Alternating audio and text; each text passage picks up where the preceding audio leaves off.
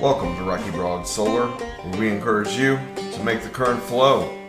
On today's episode, we're at another home in western North Carolina, installing some nice all-black Peimar monofacial solar panels tied to an EG4 GridBoss FlexBOSS21 and two of the EG4 AllWeather PowerPro WallMount batteries. In this video, we'll go through the installation process and a couple helpful tips and tricks we have for along the way. Make sure to like and subscribe to the channel. We've had a lot of cool projects lately and a lot of good content in the works. Let's get into it.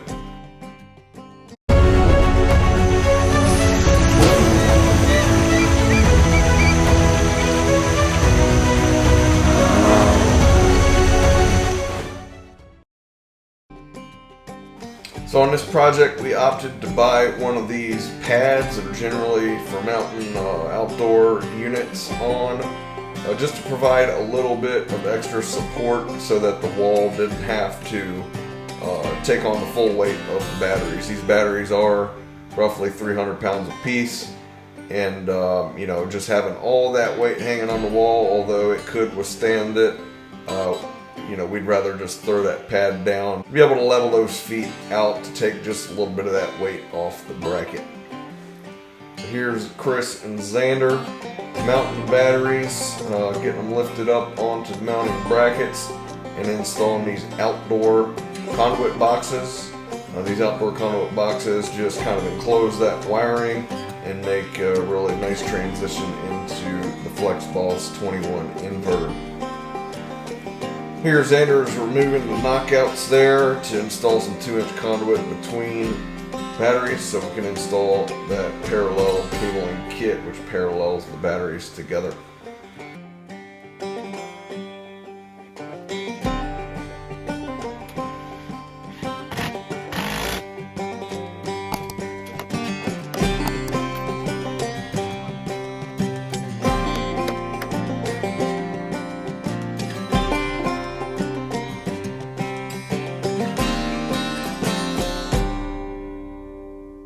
Here's Xander locking that battery into that bracket just to make sure that it can't be lifted off there. And of course Chris leveling those feet out to get a nice stable solid footing there on the pad. These FlexBOSS inverters are a little hefty, so just make sure you got a helping hand there when you're mounting it. We really love the way these stack. It just makes the install simple and reduces complexity.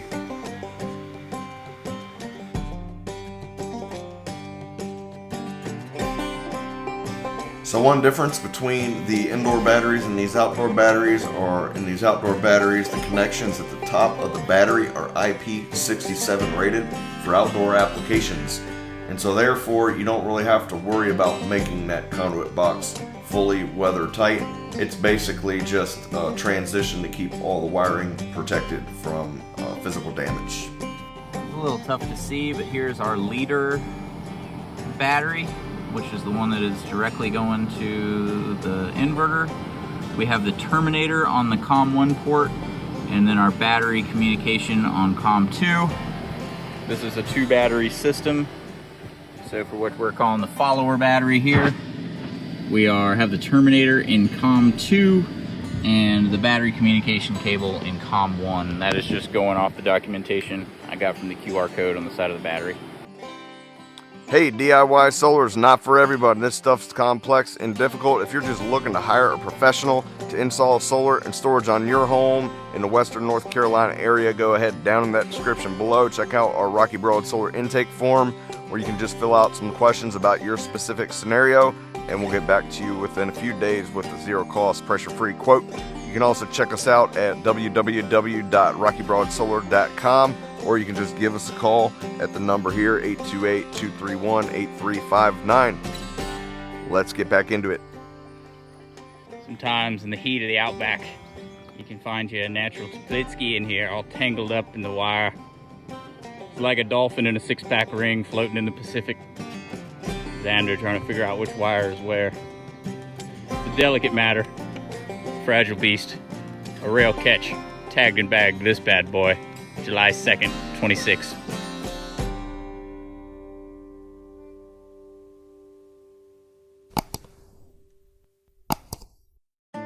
Here we've got these push connectors where you just jam a screwdriver in the terminal there, it releases the wire connector, and then you insert the wire and pull it out, and that way you don't have to torque anything, it just automatically is torqued to spec. We also love these little metal roof boots because they don't cause a water dam as a lot of those big large square roof boots do.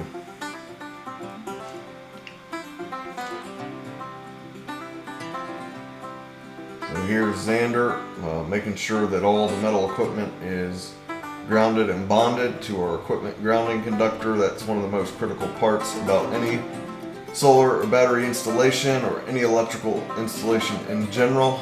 And that's going to be one of the #1 things an inspector is looking for when they come out to inspect your work, is to make sure everything is grounded and bonded correctly.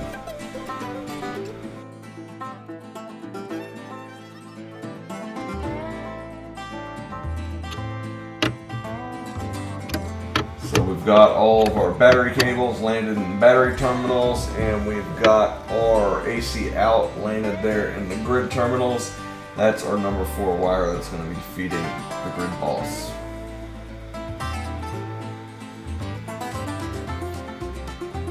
Now we've got the guys laying all of the feet out on the roof. We opted to use these S-5 solar feet that are integrated with SnapNrack L feet. We love the SnapNrack Ultra rail system, and SnapNrack has partnered with S-5 to where now they do offer their components already kind of pieced together, so that you don't have to buy the components separately and assemble them separately. So as an installer, you know, it all comes ready to rock and just saves you from having to pay a crew out there assembling components. S-5 has been a leader in the solar industry for metal roof attachments for as long as I can remember, and it's just a good attachment that you can rely on. What's great about the SnapNrack system is being able to lay all your feet out ahead of time and then snap your rails into place. Then when it comes time to square up your rails, you can slide everything to plumb it all up.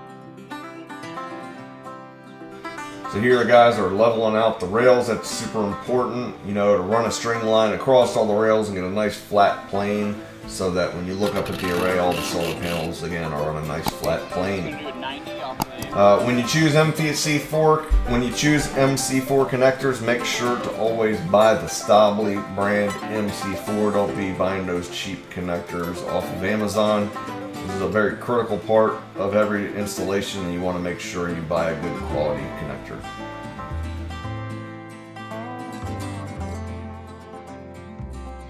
If anyone's trying to DIY this system at their home, go ahead down in that description below. I have some good links and coupon codes for all the equipment that we are installing here today, as well as that coupon code which can save you even more money on top of any other deals going on at this time.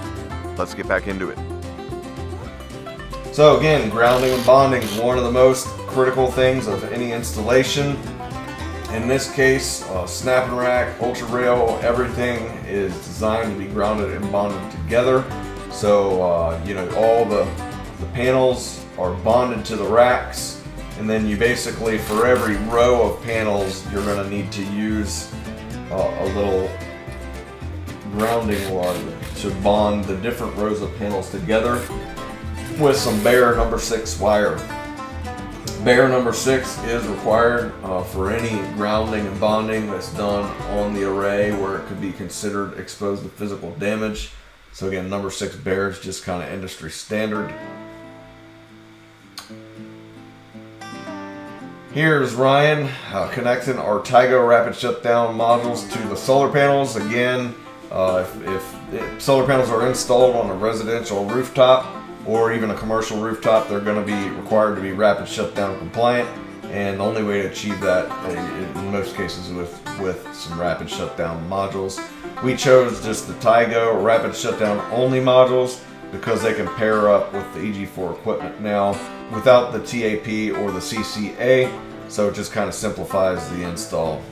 So here's those SnapNrack wire management clips. We love SnapNrack rails because you can lay the wires in the rail and then use their proprietary clips to keep the wires locked in the rail, where again they're going to be kind of free from critters or damage, and they're not going to be laying on the roof under the solar panels collecting a bunch of debris.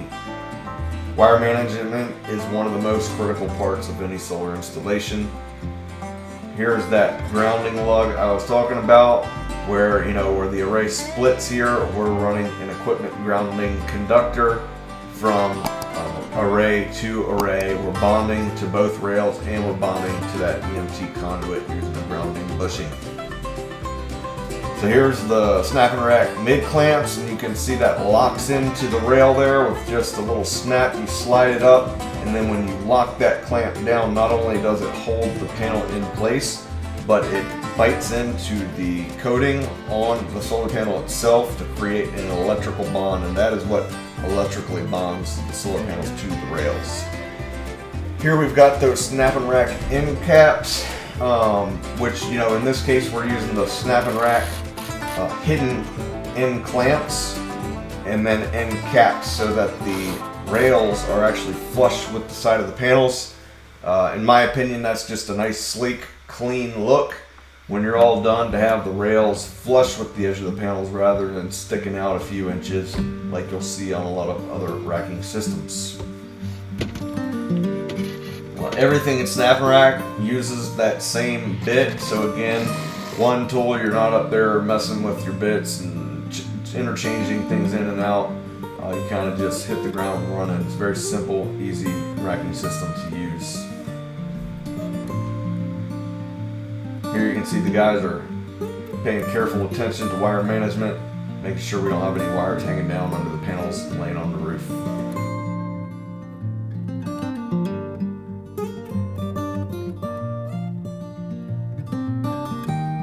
Another big thing most inspectors are going to be looking for on that final inspection are that you have all of your required stickers. If you're out there trying to DIY this system yourself, make sure and go ahead down in that description below. Check out our Rocky Broad Solar Ultimate DIY Guide. It's got a lot of helpful tips and tricks on how to get this system installed in a safe, code-compliant manner, how to choose the right equipment, how to get it past that final inspection. It also has a bunch of deals and discount codes that you can use on top of any other deals going on at this time to save yourself even more money on top of those deals. Let's get back into it. Okay, so the meter is removed. We have pulled out the feeder conductors that were powering the panel, and we're going to start running our new conductors to the line side of the GridBoss.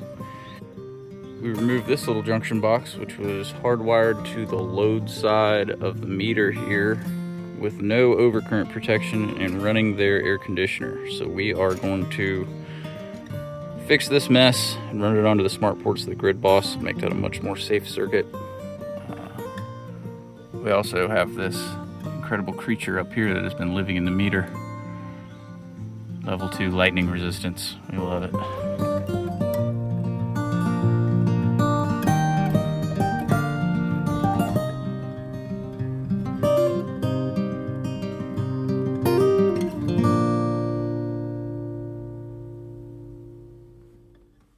Alright, so we have got our new load circuit ran here, the 200 amp feeding the panel inside. We went ahead and got that wire pulled. We are moving 2 double pole circuits while the power's out. Furnace and a water heater. We pulled that wire as well. We are about to do the power drop just so we can do the remainder of our work. We did call the utility and let them know that we'll be pulling this meter. So there's many reasons why we love using the EG4 GridBoss here. For starters, it's service entrance rated. When you add that Eaton CSR breaker, which we did in this case, we added the CSR breaker, we bonded the grounds and neutrals, and then we put the downstream panel as a sub panel.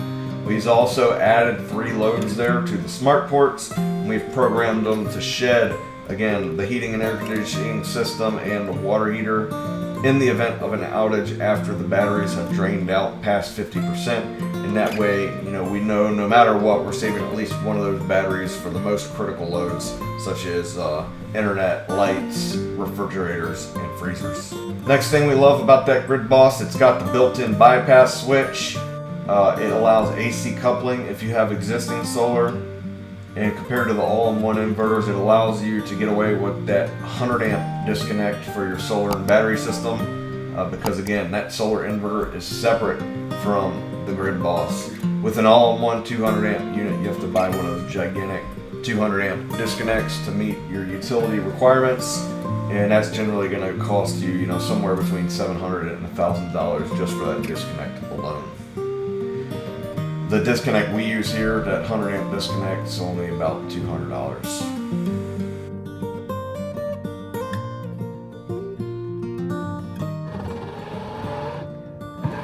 Ryan is coming through up there.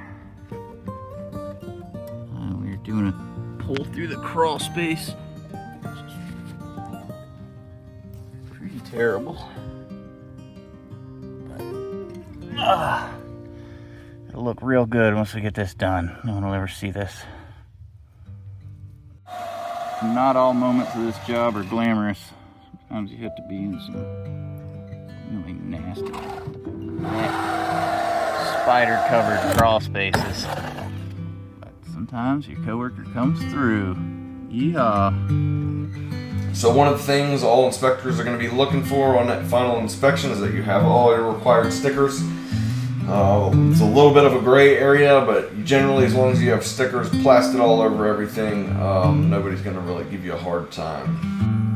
Another reason why we love the GridBoss FlexBOSS setup is because you can locate the inverter and batteries in a remote location. In this case, the service on the front of the house is in a bright, sunny, full sun, all day sun location. You do not want to put your solar inverter and your batteries in full sun. That's going to really degrade the system in the summer when it gets hot.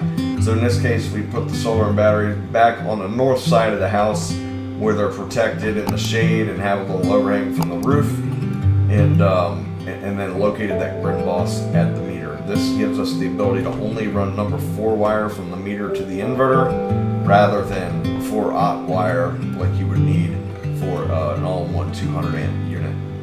That alone saves you lots of money, thousands of dollars on every job, unless you're just stuck to mount your equipment by the meter. Breaker on, switch on the follower battery. Breaker on, switch on the leader battery. And then it's that battery breaker.